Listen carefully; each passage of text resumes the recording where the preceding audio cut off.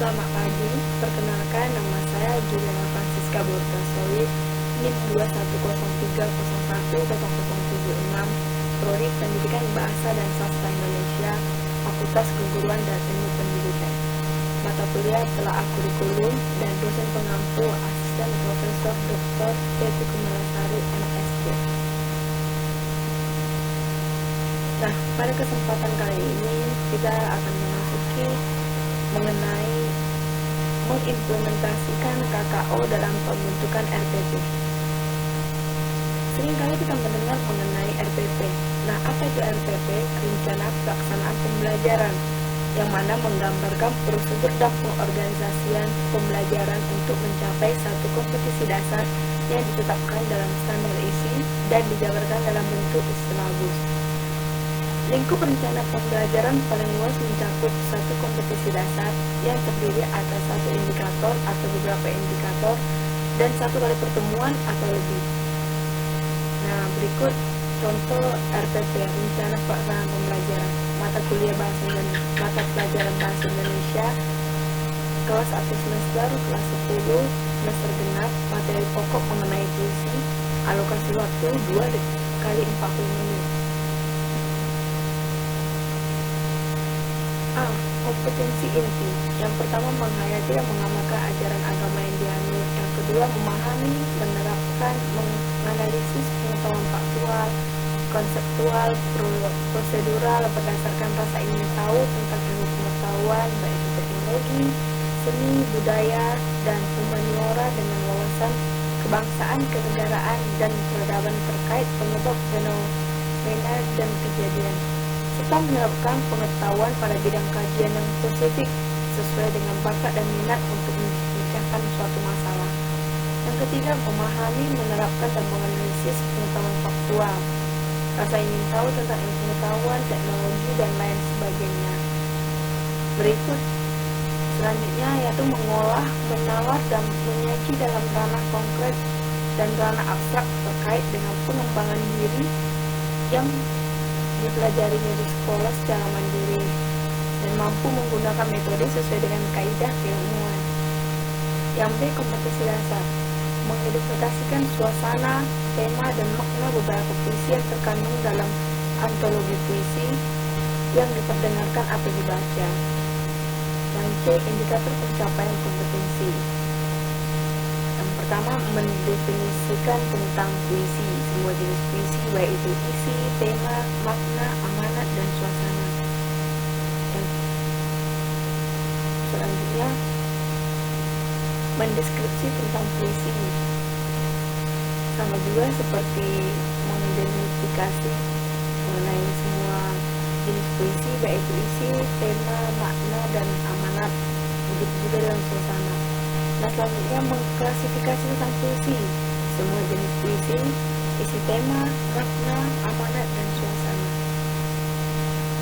Mengeksplorasikan temuan data dan informasi tentang puisi, mendata suasana, tema, makna dalam puisi yang didengar atau dibaca, mentabulasikan hasil eksplorasi data dan informasi tentang puisi, menganalisis tabulasi dan informasi tentang puisi, menguraikan hasil analisis data dan informasi tentang puisi. Berikut selanjutnya mengasosiasikan uraian data dan informasi tentang puisi, dan yang terakhir mengenai menyimpulkan hasil asosiasi data atau informasi dalam semua jenis puisi. Yang D, materi pembelajaran. Materi pembelajaran berikut ialah puisi, tema, isi, makna, dan suasana, fakta puisi, konsep puisi, prinsip isi puisi, prosedur, tema, makna, dan suasana. Yang E, pendekatan model dan metode pembelajaran. Pendekatan saintifik, model pembelajaran kooperatif, integrated reading and computation, atau kooperatif terpadu, metode ceramah, tanya jawab, dan penugasan. F, kegiatan pembelajaran, kegiatan pendahuluan, melakukan pembukaan dengan salam pembuka, berdoa untuk mulai pembelajaran, memeriksa kehadiran peserta didik, dengan sikap disiplin, menyiapkan fisik dan psikis peserta didik dalam mengawali kegiatan pembelajaran, mengkaitkan materi, tema, kegiatan pembelajaran yang dilakukan dengan pengalaman peserta didik, mengajukan pertanyaan yang diadakan keterkaitan dengan pelajaran yang akan dilakukan. Berikutnya, memberikan paparan tentang manfaat pelajaran yang mereka pelajari. Berikutnya, menyampaikan tujuan pembelajaran pada pertemuan yang berlangsung, memberitahukan materi pelajaran akan dibahas pada pertemuan saat itu, dan memberitahukan tentang kompetisi inti, kompetensi dasar, indikator, dan KKM pada setiap pertemuan yang berlangsung. Kegiatan inti, guru memberikan kelompok yang terdiri atas 4 atau 5 orang siswa secara heterogen. Guru membagikan teks puisi, siswa mengamati teks puisi yang diberikan oleh guru.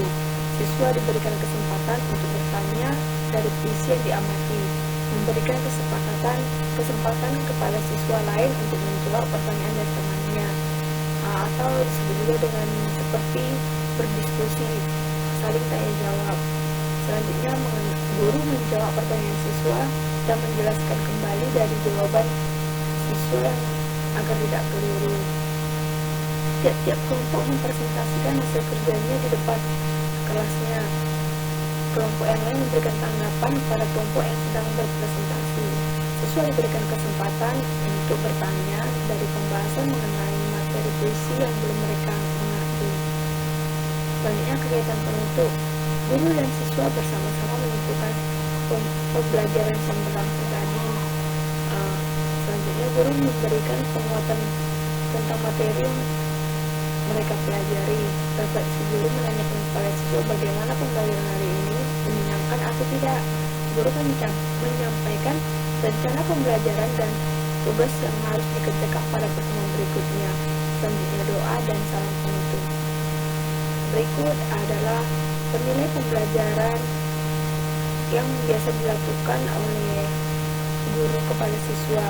Itu ada penilaian pengetahuan, tertulis uraian atau pilihan ganda.